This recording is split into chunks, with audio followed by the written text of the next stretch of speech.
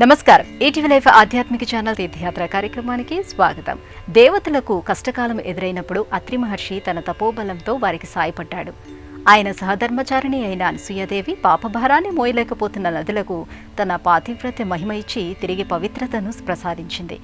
అలాంటి పుణ్య దంపతులను పరీక్షించడానికి వచ్చిన త్రిమూర్తులు ఆ దంపతుల అభిష్టం మేరకు మార్గశిర శుక్ల చతుర్దశి రోజున వారి బిడ్డగా జన్మించారు. ఒకే దేహంతో త్రిమూర్తులు తమని తాము అత్రికి దత్తత చేసుకున్న కారణంగా ఆ శిశువుకి దత్తాత్రేయుడు అని అత్రి దంపతులు నామకరణం చేశారు. ఆ త్రిమూర్త్యాత్మక స్వరూపుడు కృతయుగంలో అవతరించాడు. సృష్టి, స్థితి, లయాదులకు మూల రూపాలు ఒకే మూర్తిలో ఆవిష్కృతమైన అద్వితీయ స్వరూపం దత్తావతారం. దత్తాత్రేయుడిది శివకేశవుల అభేద తత్వం. దత్తుని పూజిస్తే మోక్షం, జ్ఞానం ఒకేసారి పొందవచ్చని భక్తుల అమిత విశ్వాసం. అంతటి విశిష్టమైన శ్రీ దత్తాత్రేయుడు మహారాష్ట్ర శ్రీక్షేత్ర ఔదంబరలో కొలువై భక్తులను అనుగ్రహిస్తున్నాడు. నేటి తీర్థయాత్రలో ఆ దత్తాత్రేయ మందిరాన్ని దర్శించి తరిద్దాం రండి.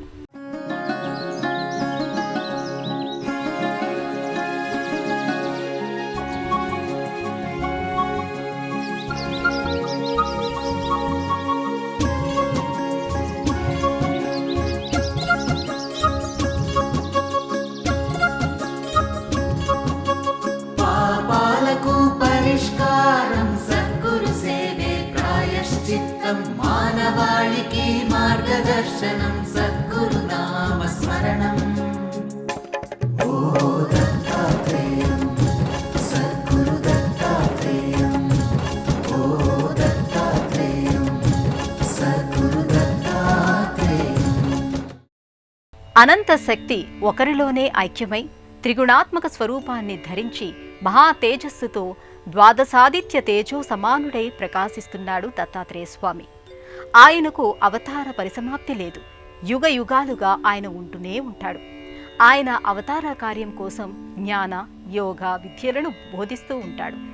దత్తాత్రేయుడు వేదపురుషుడనే విషయాన్ని తెలియజెప్తూ 4 వేదాలకు సంకేతంగా ఆయన పాదాల చెంత 4 కుక్కలు కనిపిస్తూ ఉంటాయి.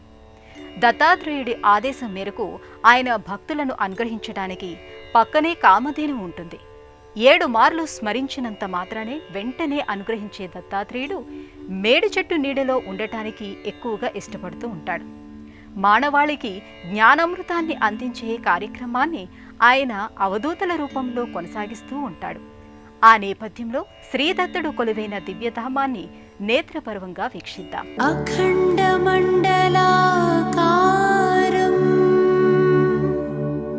వ్యాప్తం యేన చరాచరం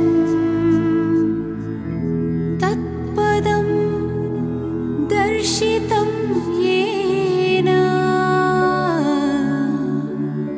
తస్మై శ్రీ గురవే నమః. గురు బ్రహ్మా గురుర్విష్ణు గురుదేవో మహేశ్వరః గురు సాక్షాత్ పరబ్రహ్మ తస్మై శ్రీ గురవే నమః. తస్మై శ్రీ సద్గురవే నమః. మహారాష్ట్ర సాంగ్లీ జిల్లాలో కృష్ణానదీ తీరాన దత్తాత్రేయుడికి అత్యంత ఇష్టమైన ఔదుంబర వృక్షం నామంతో ప్రసిద్ధి చెందిన దివ్యధామం శ్రీక్షేత్రం. శ్రీక్షేత్ర ఔదుంబర క్షేత్రంలో శ్రీ దత్తాత్రేయ స్వామి కొలువై భక్తకోటిని అనుగ్రహిస్తున్నాడు. ఈ దివ్యధామానికి వచ్చిన భక్తులు ముందుగా సభక్తికంగా పవిత్ర నదీ స్నానాన్ని ఆచరించి అనంతరం దత్తాత్రేయుడి మందిరానికి చేరుకుంటారు. బ్రహ్మానంద శిష్యుడు సహజానంద స్వామి భక్తుల నుండి విరాళాలు సేకరించి ఔదుంబర క్షేత్రానికి విశాలమైన ఘాట్ని నిర్మించి భక్తులకు చక్కటి సౌకర్యాన్ని కల్పించారు. గురు పరంపరలో తొలి గురువుగా ఉద్భవించిన శ్రీ దత్తాత్రేయుడు పాదుకల రూపంలోనూ ప్రతిమ రూపంలోనూ కొలువై శ్రీక్షేత్ర ఔదుంబర క్షేత్రంలో విరాజమానమవుతున్నాడు. జ్ఞానం కోసం పరమేశ్వరుణ్ణి ఆరాధిస్తాం, మోక్షం కోసం విష్ణువును ప్రార్థిస్తాం.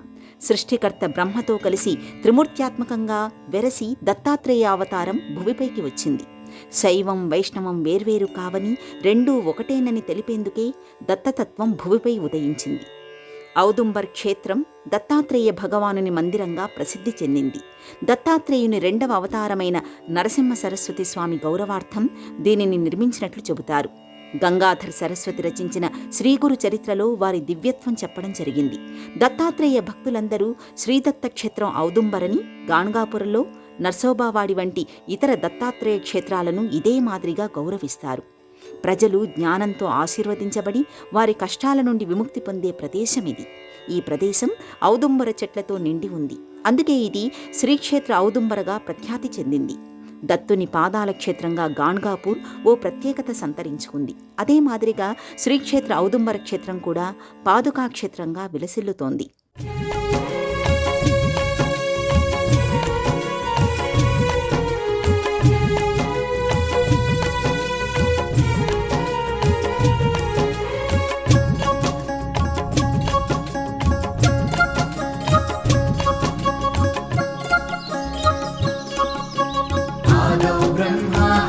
मध्ये देवः सदाशिवः मूर्तित्रयस्वरूपाय दत्तात्रेय नमोऽस्तु ते, दत्तात्रेय नमोऽस्तु ते।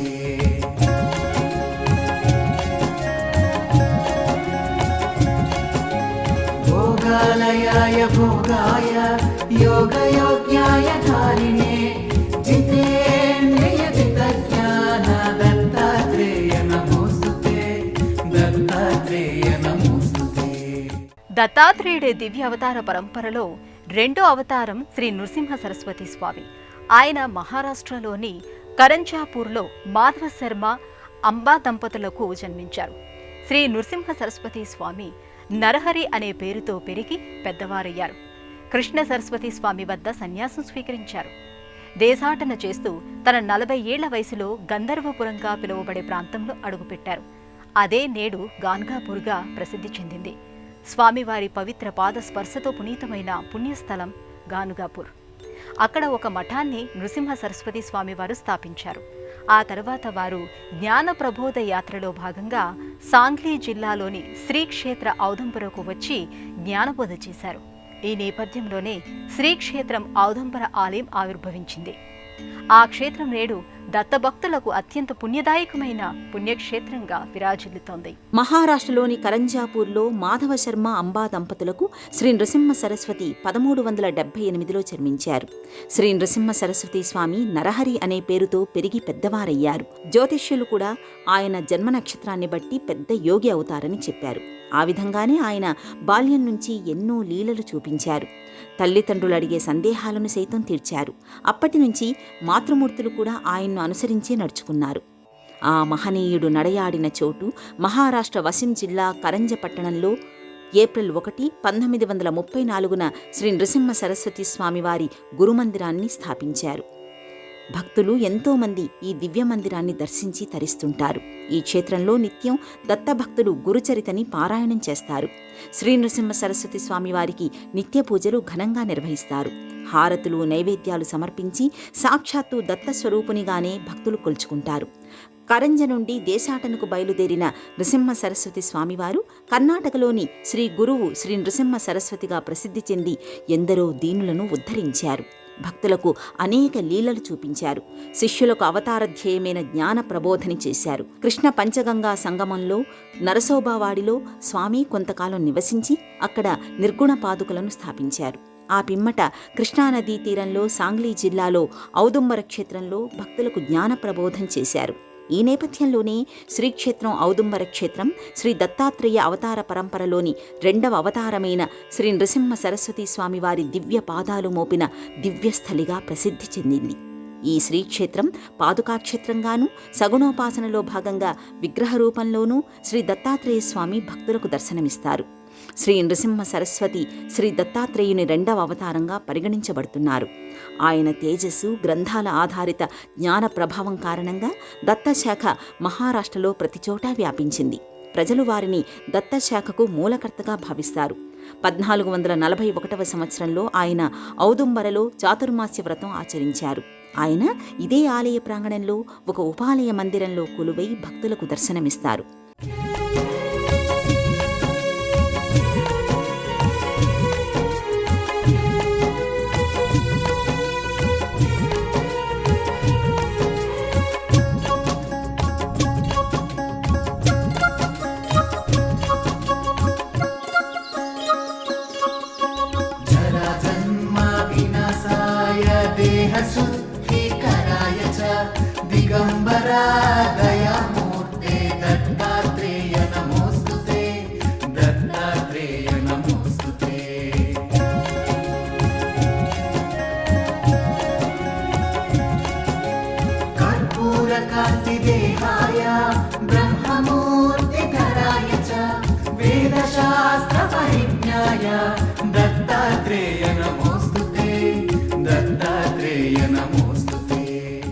మన ఆధ్యాత్మిక ప్రపంచాన్ని విస్తృతమైన స్థాయిలో ప్రభావితం చేసిన అవతారం శ్రీ దత్తావతారం. ఇటు దేవతలకు అటు మానవాళికి జ్ఞానబోధన చేసి అడుగడుగున ఆధ్యాత్మిక పరిమళాలు వెదజల్లాడు దత్తాత్రేయుడు. ఆయన దర్శనం మాత్రం చేతినే జ్ఞానామృతాన్ని అందించే దైవంగా అనేక ప్రాంతాల్లో ఆవిర్భవించి పూజాభిషేకాలు అందుకుంటున్నాడు. అదేవిధంగా శ్రీక్షేత్ర ఔదంబర ప్రాంతంలో దీనజనుల ఆర్తిని బాపి ఉద్ధరించేందుకు త్రిమూర్తి అవతార స్వరూపుడు శ్రీదత్తుడు కొలువయ్యాడు. కొలిచిన వారికి కొలిచినంత వరాలను అనుగ్రహిస్తున్నాడు.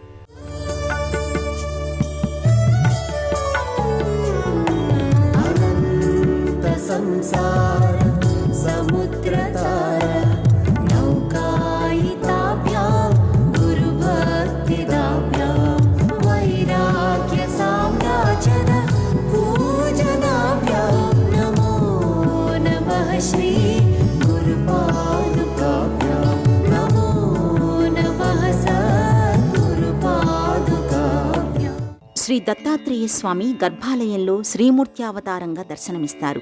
అయితే భక్తులకు చందన చర్చిత అర్చిత మూర్తులుగా ఈ 3 రూపాల్లో వ్యక్తమవుతారు.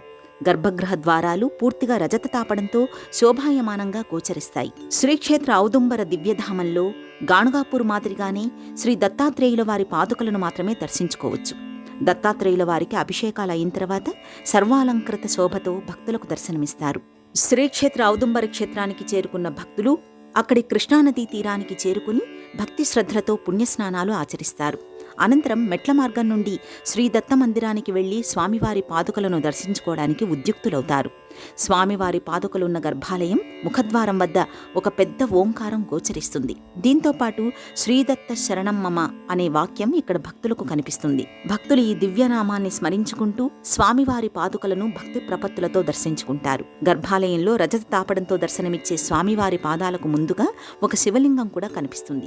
ఈ శివలింగానికి నిత్యం కృష్ణానదీ జలాలతోనే శుద్ధ స్నానాది పంచామృతాభిషేకాలను నిర్వహిస్తారు. శ్రీ దత్తస్వామి వారి పాదుకలను దత్తస్వామిని దర్శించుకునేందుకు వివిధ ప్రాంతాల నుండే కాకుండా విదేశాల నుండి కూడా స్వామివారిని త్రికరణ శుద్ధిగా దర్శించుకుంటారు భక్తులు. స్వామివారి పాదుకలతో పాటు శివలింగానికి నిత్యార్చనలు, ప్రత్యేక పూజలు ఘనంగా నిర్వహిస్తారు. అలాగే మరో గర్భాలయంలో కొలువైన త్రిమూర్త్యావతార మూర్తులను దర్శించుకొని తరిస్తారు. ఈ అపురూప దర్శన భాగ్యానికి భక్తులు ఆధ్యాత్మిక ఆనందంతో పరవశించిపోతారు. గురువు దైవం వారేనని భావించి పరిపరి విధాలుగా మనసారా మొక్కి తరిస్తుంటారు. శ్రీక్షేత్ర ఔదుంబర క్షేత్రంలో పాదం మోపినంతనే సకల దుష్టపీడలు అంతరించిపోతాయని భక్తుల ప్రగాఢ నమ్మిక. అంతేకాదు, స్వామి పాదుకలను దర్శిస్తూ శ్రీదత్త శరణమ్మమ అనుకుంటే చాలు, తీరని అభిష్టాలంటూ ఉండవని భక్తుల నమ్మకం.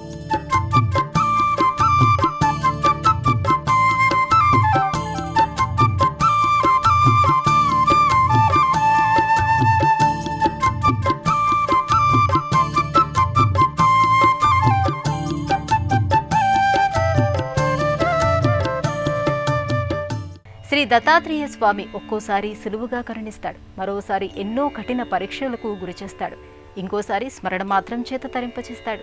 భక్తుని మనోచిత్తంలోని దుర్గుణాలన్నీ కడగటానికి స్వామి విభిన్న రూపాల్లోని భక్తులకు సాక్షాత్కరించేవాడు. ఆయన అవతార పరంపరలో 2వ అవతారమైన శ్రీ నృసింహ సరస్వతి స్వామి వారి పాదాలు మోపిన దివ్యస్థలం కృష్ణవేణి నదీ తీరం కాబట్టి ఇక్కడ క్షేత్రంలో కృష్ణవేణి అమ్మవారు ఉపాలయ మందిరంలో కొలువై భక్తులకు దర్శనమిస్తారు. ఇదే లోగిలిలో వరసిద్ధి వినాయకుడు పరమేశ్వరుడు లింగరూపుడిగా దర్శనమిస్తారు. ఈ క్షేత్ర సందర్శకులకు వచ్చిన భక్తులు ఈ దివ్యమూర్తులను దర్శించి వారి ఆశీస్సులను పొందుతారు.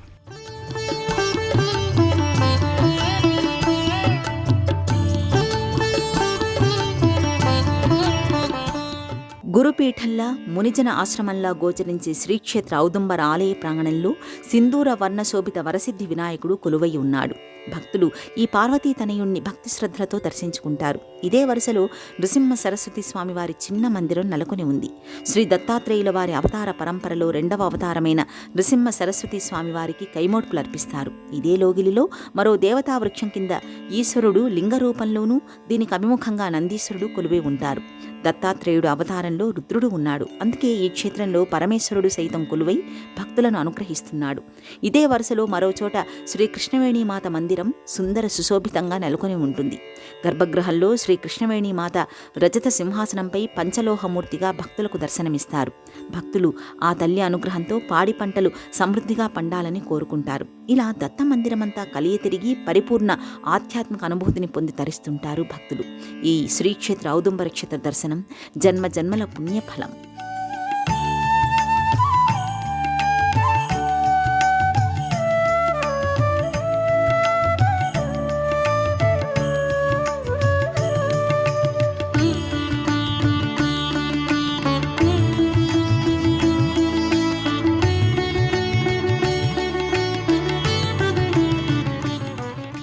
త్రిమూర్తి అవతార స్వరూపుడు దత్తాత్రేయుడు జ్ఞానావతారమని శాస్త్రం చెబుతోంది. మానవాళిలో అంతర్లీనంగా ఉన్న అజ్ఞానాన్ని పోగొట్టడమే దత్తాత్రేయ స్వామి అవతార లక్ష్యమంటారు పండితులు. మనిషిలో అజ్ఞానం తొలగిపోతే జ్ఞానాభివృద్ధితో సాధనా మార్గాన్ని సుసంపన్నం చేసుకుని ముక్తిని సాధిస్తాడు. దత్తాత్రేయుడు స్మర్తుగామి అంటే సాధకుడి మనసులోని తలచిన వెంటనే వచ్చి ఆదుకుని ఆపదలను పోగొట్టి సుఖశాంతులను ప్రసాదించే దయాస్వరూపుడు. ఆ దివ్యమూర్తి కొలువైన శ్రీక్షేత్ర ఔదంబర ధామంలో ఏడాది పొడవునా ఎన్నో ఉత్సవాలను వైభవోపేతంగా నిర్వహిస్తారు. ఆ విశేషాలను ఇప్పుడు చూద్దాం.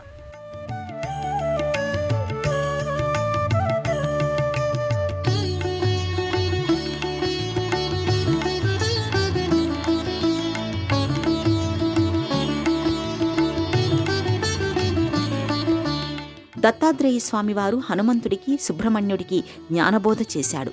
బలహీనుడైన కార్తవీర్యార్జునుడు దత్తాత్రేయ స్వామివారి అనుగ్రహంతోనే 1000 చేతుల్ని పొంది మహాపరాక్రమవంతుడు అనిపించుకున్నాడు.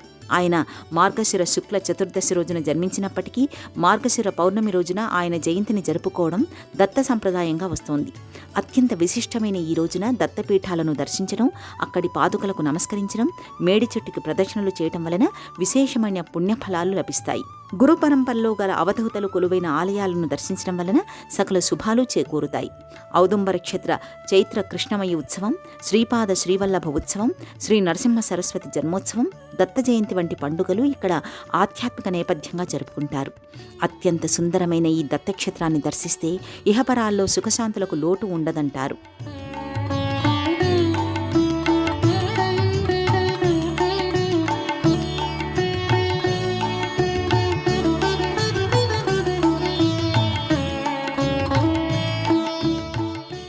మహారాష్ట్ర సాంగ్లీ జిల్లా కృష్ణానదీ తీరాన నెలకొన్న శ్రీక్షేత్ర ఔదంబర క్షేత్రంలోని శ్రీ దత్త మందిరాన్ని ఎలా చేరుకోవాలి, అలాగే ఆలయ దర్శన వేళలకు సంబంధించిన విశేషాలను ఇప్పుడు చూద్దాం. మహారాష్ట్రలోని శ్రీక్షేత్ర ఔదుంబరకు దేశంలోని ప్రధాన నగరాల నుండైనా ముందుగా మహారాష్ట్రలోని ముంబైకి చేరుకోవాలి. అక్కడి నుండి పూణే, వాయ్, కరాదుల మీదుగా శ్రీక్షేత్ర ఔదుంబర క్షేత్రానికి చేరుకోవచ్చు. హైదరాబాద్ నుండి మహారాష్ట్ర శ్రీక్షేత్ర ఔదుంబరకు సుమారు 508 కిలోమీటర్ల దూరం ఉంది. 65వ నెంబరు జాతీయ రహదారి నుండి నాగ్పూర్, తుల్జాపూర్ మీదుగా 604 కిలోమీటర్ల దూరం ఉంటుంది. ఆలయ దర్శన వేళలు. భక్తులు ఉదయం వేళల్లో మందిరంలో స్వామి పాదుకల నిజరూప దర్శనం చేసుకోవచ్చు. ఉదయం 7 గంటల నుండి 8 గంటల వరకు పాదుకలకు రుద్రాభిషేకం నిర్వహించి అభిషేకానంతరం పాదుకలను అలంకరిస్తారు. ఉదయం 6 గంటల నుండి మధ్యాహ్నం 12 గంటల 30 నిమిషాల వరకు, తిరిగి సాయంత్రం 5 గంటల నుండి రాత్రి 8 గంటల 30 నిమిషాల వరకు భక్తుల దర్శనార్థం ఆలయ ద్వారాలు తెరిచే ఉంటాయి. శత్రునాశకరం స్తోత్రం జ్ఞాన విజ్ఞానదాయకం సర్వపాప ప్రశమనం దత్తాత్రేయ నమోస్తుతే దత్తాత్రేయ నమోస్తుతే ఇదం స్తోత్రం మహద్దివ్యం దత్త ప్రత్యక్షకారకం దత్తాత్రేయ ప్రసాదాచ్చ నారదేన ప్రకీర్తితం నారదేన ప్రకీర్తితం పాపాలకు పరిష్కారం సద్గురు సేవే ప్రాయశ్చిత్తం మానవాళికి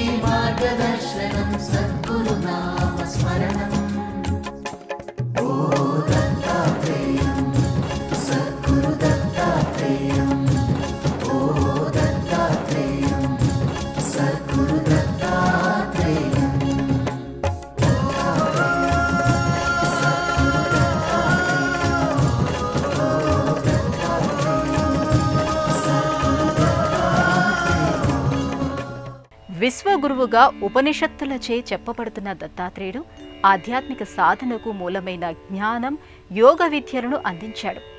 ఆయన ఎప్పుడు, ఎక్కడ, ఎవరిని ఏ రూపంలో పరీక్షిస్తాడో ఎవరికీ తెలియదు. ఆయన పెట్టిన పరీక్షలో నెగ్గితే వాళ్ళ జీవితం ధన్యమైనట్టే. బ్రహ్మకు మంత్ర విద్యను, వశిష్ఠుడికి యోగ విద్యను, ప్రహ్లాదుడికి ఆత్మవిద్యను, పరశురాముడికి శ్రీ విద్యా మంత్రాన్ని దత్తాత్రేయుడు ఉపదేశించాడు. ఇలా ఎంతో మంది మహర్షులకు, మహారాజులకు, సామాన్యులకు వారు కోరిన దానిని బట్టి జ్ఞానం, ఆరోగ్యం, ఆయుష్, సంతానం, సౌభాగ్యం, సంపదలు, మోక్షం అనుగ్రహించాడు. ఇప్పటి వరకు శ్రీ దత్తాత్రేయుడు కొలువైన శ్రీక్షేత్ర ఔదుంబర దివ్యధామాన్ని దర్శించుకున్నాం కదా. రేపటి తీర్థయాత్రలో మరో క్షేత్ర సందర్శనంతో మళ్ళీ కలుసుకుందాం. అంతవరకు సెలవు. నమస్కారం. कामादिसर्प व्रजगारुडाभ्यां विवेकवैराग्य निधिप्रदाभ्यां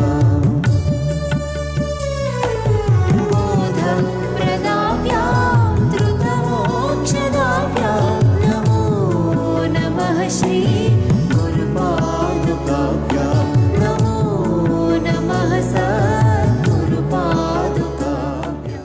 ఈ కార్యక్రమాన్ని తిరిగి చూడాలనుకుంటే www.youtube.com/@ETV Life Spiritual లో చూడవచ్చు.